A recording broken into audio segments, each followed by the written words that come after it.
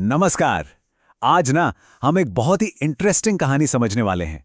एक ही परिवार के दो लोग जिनकी जन्म की तारीख एक है, पर रास्ते और मंजिलें एकदम अलग। तो चलिए शुरू करते हैं ये दिलचस्प सफर। तो सवाल यही उठता है, एक ही दिन पैदा हुए, एक ही किस्मत लेकर आए, फिर भी इतने अलग कैसे हो सकते हैं? ये कहानी है दिव्या और दिव्यांश की, दो भाई बहन जिनकी बुनियाद तो एक ही है, पर दुनिया एकदम अलग। चलिए उनकी कहानी को और करीब से देखते हैं। तो सबसे पहले ना उस नींव को समझते हैं जो इन दोनों को आपस में जोड़ती है। आखिर वो कौन सा ऐसा कॉमन कोड है जो उनकी पर्सनालिटी का बेस है? तो देखिए, इनकी कहानी का जो स्टार्ट पॉइंट है वो है नंबर 8। अंग ज्योतिष में ना ये नंबर मेहनत, डिसिप्लिन और किसी भी हाल में हार ना मानने की जिद को दिखाता है। और यही वो वजह है कि दोनों अपने गोल्स को लेके इतने फोकस रहते हैं। अच्छा, और इससे भी ज्यादा इंटरेस्टिंग बात पता है क्या है? कि उनका लाइफ पाथ नंबर 4 है। ये नंबर स्टेबिलिटी, एक सॉलिड प्लान और एक मजबूत फाउंडेशन बनाने की सोच देता है। मतलब साफ है, ये दोनों हवा में महल बनाने वालों में से नहीं हैं, बल्कि जमीन पर टिक कर काम करते हैं। और जब ये सब चीजें मिलती हैं तो उनका जो कोर नेचर बनता है उसे हम सम्राट या द एम्परर का आर्केटाइप कह सकते हैं। इसका मतलब है एक ऐसी पर्सनैलिटी जिसमें लीडरशिप, जिम्मेदारी लेने की आदत और चीजों को ऑर्गेनाइज रखने की एक कमाल की एबिलिटी हो। और ये एनर्जी इन दोनों में नेचुरली मौजूद है।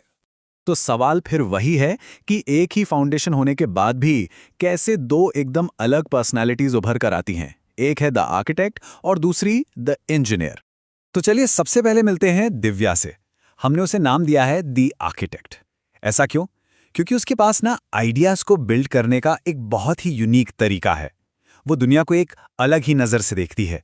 देखिए, दिव्या का जो दिमाग है ना वो क्रिएटिविटी और एनालिसिस का एक खूबसूरत तालमेल है। वो बहुत थॉटफुल है, चीज़ों को डीपली ऑब्जर्व करती है और उसमें दूसरों के लिए एक नेचुरल एम्पैथी है। मतलब वो कुछ भी बोलने से पहले हालात को बहुत गहराई से समझती है। अब बारी है उसके भाई दिव्यांश की। उसके स्ट्रक्चर्ड और प्रैक्टिकल नेचर की वजह से हम उसे कहेंगे द इंजीनियर। दिव्यांश वो लॉजिक और डिटर्मिनेशन के साथ दुनिया को देखता है। वो सिस्टम्स बनाने और प्रैक्टिकल प्रॉब्लम्स को सॉल्व करने में माहिर है और हमेशा एक क्लियर गोल के साथ काम करता है। तो सोचने वाली बात यह है कि दिल और दिमाग के ये जो अलग अलग स्टाइल्स हैं, ये असल जिंदगी में कैसे दिखते हैं। चलिए इनके बीच के फर्क को और करीब से देखते हैं। इस टेबल में हम साफ साफ देख सकते हैं कि दोनों एक दूसरे को कैसे कॉम्प्लीमेंट करते हैं। दिव्या जहां परिवार की इमोशनल सपोर्ट बनती है, वहीं दिव्यांश वो प्रैक्टिकल दिमाग है जो प्रॉब्लम्स को सॉल्व करता है। एक दिल है तो दूसरा दिमाग। और यही तो सबसे खूबसूरत बात है। ये जो अंतर हैं, ये टकराव पैदा नहीं करते, बल्कि यही उनकी सबसे बड़ी ताकत है। और ये दोनों मिलकर एक परफेक्टली बैलेंस्ड टीम बनाते हैं। जाहिर है, उनकी ये अलग अलग ताकतें उन्हें अलग अलग करियर की तरफ ले जाएंगी। दिव्या का रास्ता डिज़ाइन, साइकोलॉजी जैसे फील्ड्स में हो सकता है, जहां लोगों को समझना ज़रूरी है। वहीं दिव्यांश इंजीनियरिंग, बिजनेस जैसे फील्ड्स में जाएगा, जहां सिस्टम्स और लॉजिक की ज़रूरत होती है।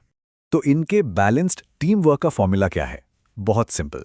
दिव्यान अपनी एम्पैथी से ये समझ लाती है कि कोई काम क्यों ज़रूरी है, और दिव्यांश अपनी प्रैक्टिकलिटी से ये एक्शन लेता है कि उसे कैसे करना है।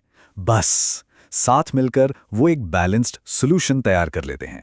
अच्छा, तो अब बात करते हैं कि इस पूरी कहानी से हम अपने लिए क्या सीख सकते हैं। यहाँ कुछ बहुत ही सिंपल टूल्स हैं जो कोई भी फोकस और बैलेंस को बेहतर बनाने के लिए इस्तेमाल कर सकता है। मन में क्लैरिटी लाने के लिए ये एक बहुत ही सरल और पावरफुल मंत्र है, ओम गम गणपतये नमः। इसके जाप से मन में जो भी रुकावटें होती हैं वो दूर होती हैं और फोकस इंप्रूव होता है। और ये है सेल्फ कॉन्फिडेंस के लिए एक बहुत ही पावरफुल एफर्मेशन। इसे दोहराने से मेरा मन शांत है, मैं आसानी से सीखता हूं और मेरा ज्ञान हर दिन बढ़ता है। मन में एक पॉजिटिव बिलीफ सिस्टम बनता है और सीखने की प्रोसेस आसान हो जाती है। और आखिर में ग्रोथ के लिए कुछ जरूरी बातें। सबसे पहली, कभी भी दो लोगों के यूनिक स्ट्रेंथ्स को कंपेयर न करें। दूसरा, स्पोर्ट्स और आउटडोर एक्टिविटीज को बढ़ावा दें, स्क्रीन टाइम को लिमिट में रखें, और हाँ, जिज्ञासा और पढ़ने की आदत को हमेशा नर्चर करें। दिव्या और दिव्यांश की ये कहानी हमें एक बहुत जरूरी बात सिखाती है कि हम सब अपने आप में यूनिक हैं। हमारा अपना एक डिजाइन है। तो अब सवाल ये उठता है कि हम अपने अंदर या दूसरों के अंदर स्ट्रेंथ्स के किस यूनिक कॉम्बिनेशन को पहचान रहे हैं और उसे निखार रहे हैं।